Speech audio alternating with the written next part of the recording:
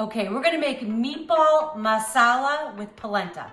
I know that sounds a little bit crazy, but the deal is I love meatballs and I love marsala, and that's what I had on the end. That's how my brain works sometimes, a little bit crazy, right? Okay, so I'm gonna make my meatball mix that I always do. So we're gonna start with 1 cracked egg, and I'm just gonna whisk it up a little bit. Okay, so I'm just gonna give this a little whisk. And then I'm gonna add in some breadcrumbs, which is gonna be 1/2 cup of breadcrumbs. Okay, and this is hilarious. So I usually buy plain breadcrumbs, but as you can see, those are not plain. And so I used to make fun of my mother for doing this, and now I'm doing it. Sorry, Mom. She's been gone a long time, but she still lives on my recipes. Okay, so 1/2 cup of breadcrumbs, 1/2 cup of milk. Actually, this is 1/2 and 1/2 in water because I was at the grocery store and couldn't remember why I had milk on my list. So I took it off, and then I got home and went, for my meatballs. Okay, so we're gonna let that sit. So 1/2 and 1/2 a little water will be fine. I'm just gonna kind of put this off to the side. That should sit for about 5 minutes. I'm gonna chop up, this is 1/3 cup of fresh parsley. And if you don't have it, dried would be fine. It's not a big deal. I just think the fresh herbs add a little something special to it. So I'm just gonna give this a chop. And because I go in the meatballs, I like it a little bit finer.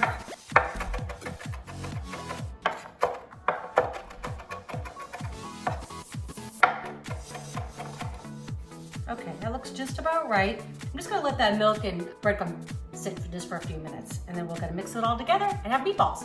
Okay, so the breadcrumbs and the milk have kind of rested for a few minutes, gotten a little soft. I'm adding in, this is 1.5 pounds of ground beef. It's 85/15. I'm gonna put in, this is 2 cloves of minced garlic.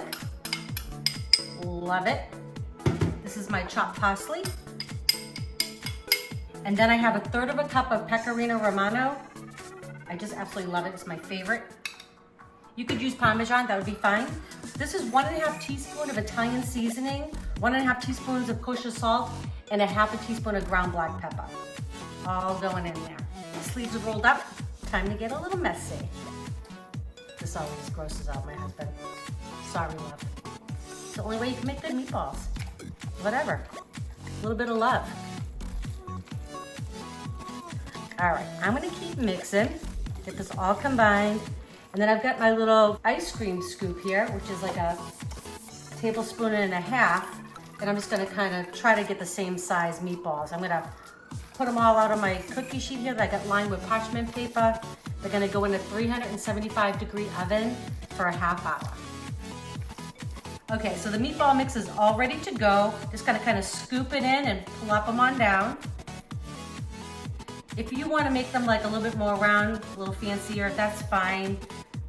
I don't care, these are a little bit rustic the way I like it.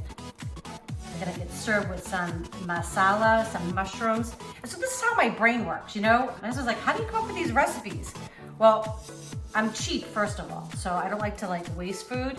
That's part of it. But also too, I just like to use up what's in the refrigerator. So I was actually thinking chicken masala because I had some mushrooms. I didn't have any chicken that was defrosted at the time, but I had this hamburger, or ground beef. And so I'm like, you know what? Let's do that. And it's delicious. So, I mean, why not? A little variation, right? So I'm gonna keep scooping. These are gonna go in 375, 1/2 hour. They're gonna be fabulous. All right, these are going in. And about 15 minutes, I'm just gonna rotate them around.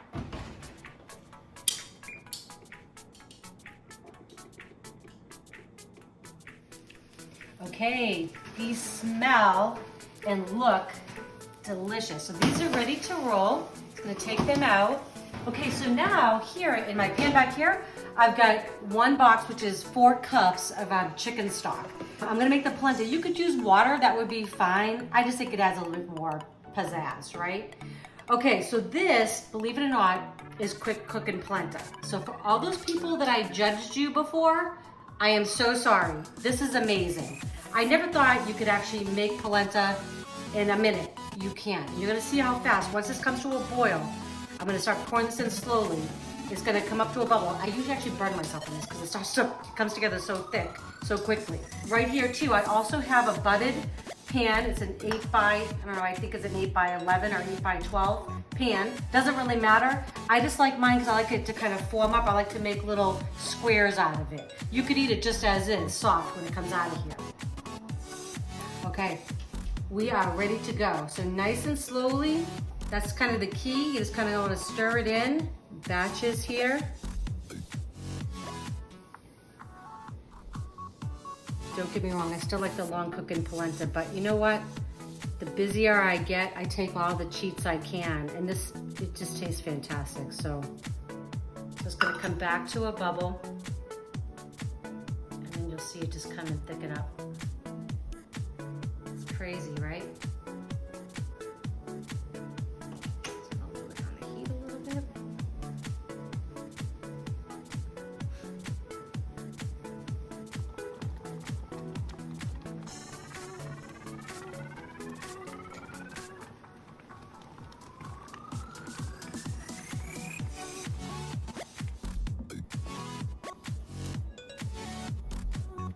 Okay, so just like that, a little over a minute and your polenta is done. So I'm just gonna pour it in, let it cool. This is so good, like polenta. You could take this, let it firm up a little bit. You could take it, cut it in squares, you can grill it.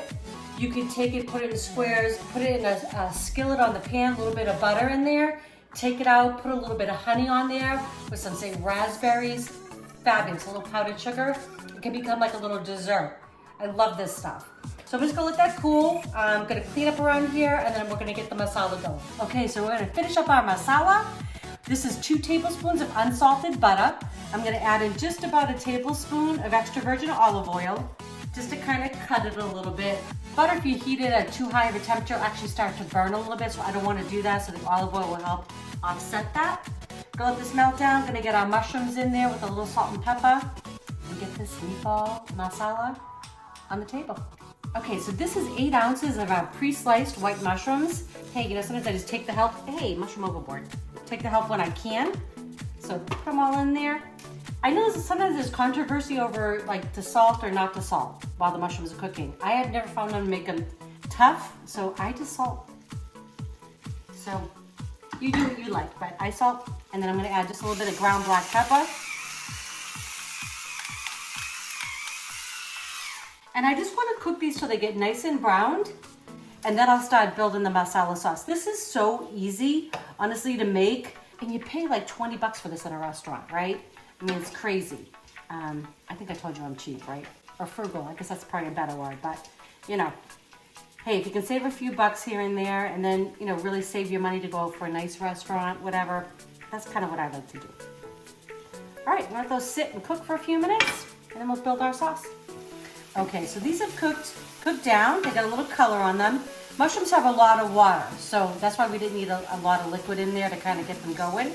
Those look nice. I'm gonna add just a little bit, a sprinkle of flour on there, just because I want the sauce to thicken up just a little bit. Just a little sprinkle over the top. That was probably about 3/4 of a teaspoon. I'm just gonna, you just want to cook the flour out. So you're just gonna whisk this around a little bit. You don't want to have that raw flour taste. Not so good. This will take just about a minute.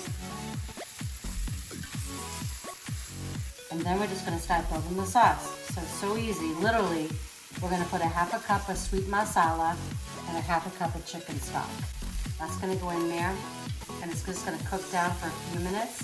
We're gonna put it in our meatballs, and we're gonna have meatball masala. Yummy.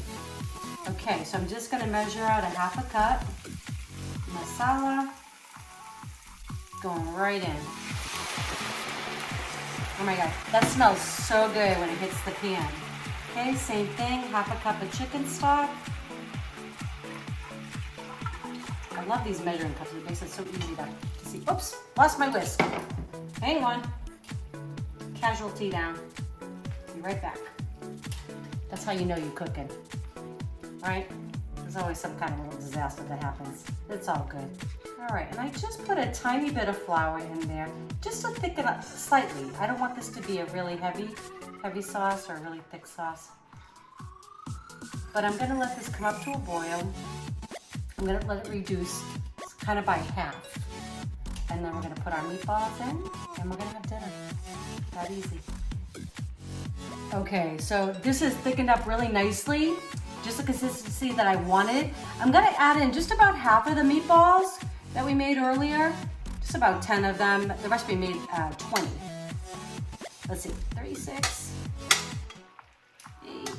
Yeah, that looks good. And this is gonna be for a couple meals. We're gonna have this for dinner and lunch tomorrow. Just gonna give this just a little stir. Get it all coated with that masala goodness. I might need to switch my technique here. There we go.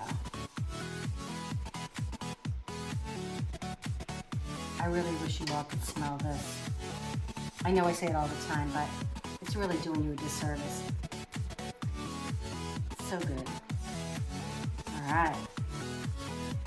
This is looking yummy. So I'm just gonna let these heat through. Just a little bit. And then we're gonna get plated up.